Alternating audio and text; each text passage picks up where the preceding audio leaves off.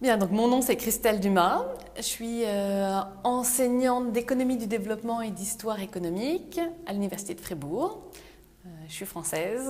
Ça fait 3 ans que je suis à l'Université de Fribourg et donc 3 ans que j'habite à Fribourg.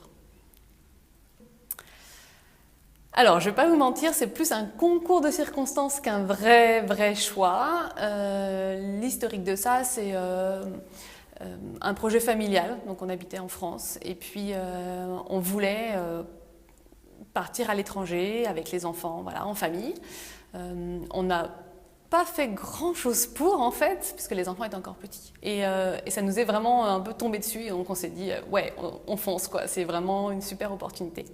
Donc j'avais pas beaucoup d'a priori en arrivant ici. Et puis je dois dire que c'est un petit peu comme trouver sa place quoi. C'est-à-dire que je suis vraiment très bien à l'Université de Fribourg pour plein de raisons. Bon, d'abord, bien sûr, on a des super conditions de travail, donc ça change tout.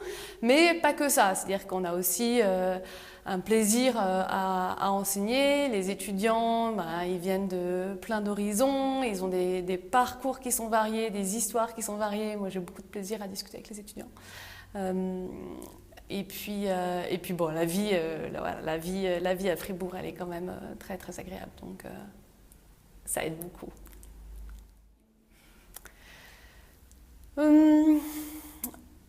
Je pense que, quand j'étais petite, voilà, j'étais une bonne élève, tout ça.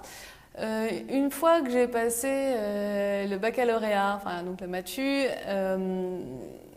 je pense que j'ai commencé à devenir une étudiante plus sélective au sens où les matières qui me plaisaient, j'étais prête à vraiment travailler beaucoup pour elles, mais je pense avoir laissé quelques matières de côté, voire pas du tout ouvert les cours de certaines matières. Bon, je ne veux pas vous dire quelle matière, mais grosso modo c'est ça. Mais bon, j'étais quand même motivée pour ce qui m'intéressait. Mon temps libre, c'est facile pour répondre à cette question en fait parce que en gros j'ai un hobby principal, donc j'y consacre pas mal de temps. C'est l'équitation, voilà. En gros, c'est surtout ça que je fais en dehors du temps que je peux consacrer à l'université et puis à ma famille bien sûr. Alors, ce qui est super sympa à Fribourg, c'est pas un endroit en particulier, je dirais, mais c'est plutôt la diversité d'endroits qui existent. C'est-à-dire que si vous avez envie de prendre un café avec une super vue, vous allez au Belvédère. Si vous avez envie de bien manger, vous allez au Café de la Fonderie. Enfin, si vous voulez prendre une bière, vous allez au Trentenaire. Enfin voilà quoi, il y a juste un endroit pour, peut-être pas chaque moment de la journée parce qu'il faut travailler un peu quand même, mais un endroit pour chaque envie et ça c'est super sympa. Voilà, donc on en profite bien. Ça, c'est aussi parce qu'il y a plein d'étudiants à Fribourg, donc il y a plein de cafés et plein de restos. Le défaut, j'ai envie de dire, je crois que je suis assez